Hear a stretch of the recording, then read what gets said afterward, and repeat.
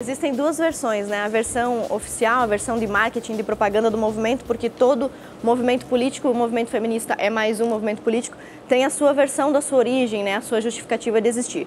E todos esses movimentos, eles encontram uma mazela social ou um problema social, Lacombe, seja a pobreza, seja a exploração do proletariado, seja a opressão das mulheres, e com base em um problema ou uma mazela social, que às vezes é real, realmente existe, constroem a necessidade do movimento. Então, o movimento feminista, segundo as próprias feministas, tem três ondas, né? Começaria lá em 1850 com a luta pelo voto, representatividade popular. Depois, em 1960, a segunda onda do movimento feminista, já envolvendo sexualidade de forma mais descarada, aborto, casamento livre, né? Poligamia, por exemplo, né? Ou, na verdade, poliamor, como eles chamam. A legalização ou a facilitação de métodos contraceptivos e a própria explicação para a mulher de que ser mãe é opressão, é opressivo, é difícil, é ruim, que a mulher está em desvantagem por causa de suas condições biológicas. Então, a segunda fase lá de 1960 é uma fase mais sexualizada. E a terceira onda, 1990 em diante, a gente tem o feminismo com ideologia de gênero, aí ligada aos movimentos como o movimento GLS, e as pautas que eu costumo chamar de pautas gaysistas, que não tem a ver com a opção sexual, mas com a política. Então, essa é a versão do movimento feminista, que ele surgiu com a finalidade de combater ou acabar com as desigualdades ou desvantagens que são impostas às mulheres. Mas no meu livro, esse que o senhor mostrou aí, Feminismo... Eu a trato de senhora, a senhora me trata por você. Que você mostrou aí, esse aqui que a gente já vendeu mais de 60 mil cópias, foi um verdadeiro best-seller da editora Vide. A nossa versão nesse livro é: o movimento feminista surge de fato, de verdade, esse movimento que teve uma projeção real, uma atuação real na sociedade, realmente a partir do século XX. Então, todas as mulheres feministas de antes, século XV, XVI, XVII, proto-feministas, elas são roubadas pela pauta, eram apenas mulheres de seu tempo que se destacaram por algum motivo. Então a gente diz que o movimento surge desde o início, a primeira mulher feminista sempre ligada a uma revolução sexual, que não tem necessariamente a ver com direitos.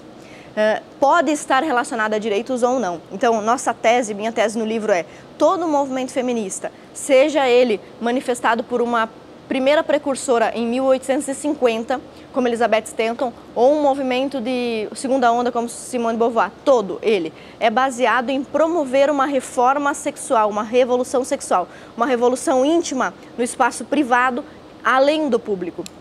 Então, a grande divergência da construção que eu faço para a construção que as feministas fazem, elas dizem que tem a ver com direitos iguais. E eu digo que não, essa luta por direitos civis, jurídicos ou políticos é apenas uma ferramenta para o real objetivo, que é a revolução sexual, que é a transformação da relação entre homem e mulher, a confusão aí do que é o casamento, confusão do conceito de família, desestruturação e subversão do conceito do que é ser fêmea, mulher, né, e o que é ser macho, homem, a desconstrução dessas identidades, ou seja, uma verdadeira revolução na identidade e na forma de ver e fazer sexo.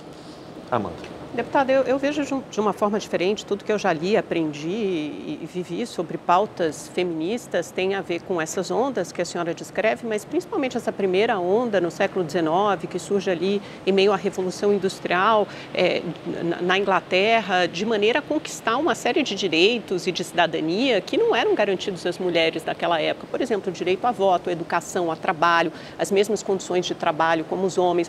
Então, eu acho que esses movimentos são fundamentais para mulheres como eu e você, para que a gente possa estar aqui hoje em condição de igualdade com os outros homens e saber que essa não é uma luta, não é uma batalha que terminou, porque as mulheres ainda recebem salários menores, não ocupam tantas posições de comando como os homens, tantas diretorias. Isso não é achismo nem nada, não é uma mera abstração, é fato, isso é comprovado por números. A gente ainda não ocupa todos os lugares, os postos sociais que os homens ocupam. Isso faz parte de uma longa construção de mulheres que nos precederam, que vieram antes de nós, que são responsáveis por estarmos aqui hoje.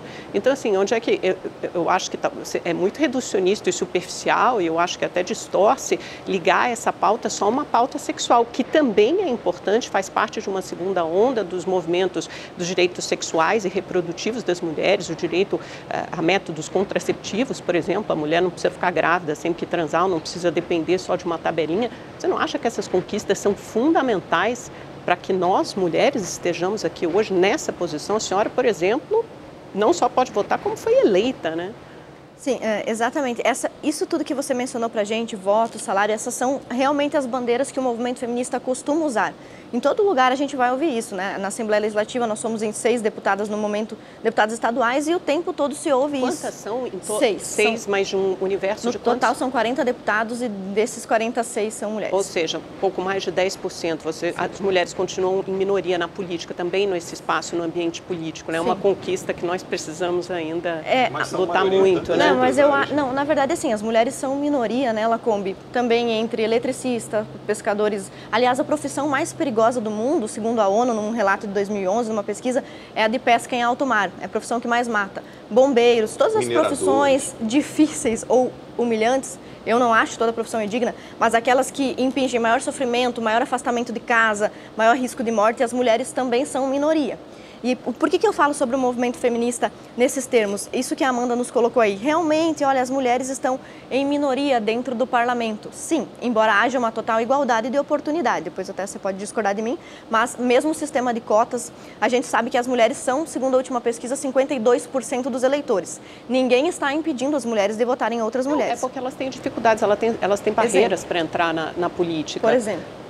Os comandantes de partidos, os dirigentes são todos homens, os políticos são homens. E o que isso significa? Tem uma série de regras que são feitas para que essas pessoas possam se reeleger e possam se perpetuar no cargo. É muito mais difícil entrar para a política, como entrar em qualquer nova profissão, do que pessoas que já estão lá. Mas me dá um exemplo claro, porque para mim foi fácil. Eu acho que não é nem dirigido por uma mulher, né? Não, mas por exemplo, a Dilma foi presidente da República. Como é que você pode me dizer que ainda existe machismo na política se a gente teve uma presidente eleita, maior cargo que temos aqui, o maior? Pelo fato de que as mulheres ainda não representam nem 15% do Congresso Nacional. Então, mas por que as mulheres... E as mulheres não estão nas principais posições de comando, então elas têm alguns direitos a conquistar. Contra brancos na NBA, né? Veja, tem preconceito contra jogador branco de basquete nos Estados Unidos. Esse tipo, ou contra homens na carreira de nutricionista, esse tipo de inversão, gente, esse tipo de inversão realmente a questão é que você está tentando... não faz sentido. Tá boa.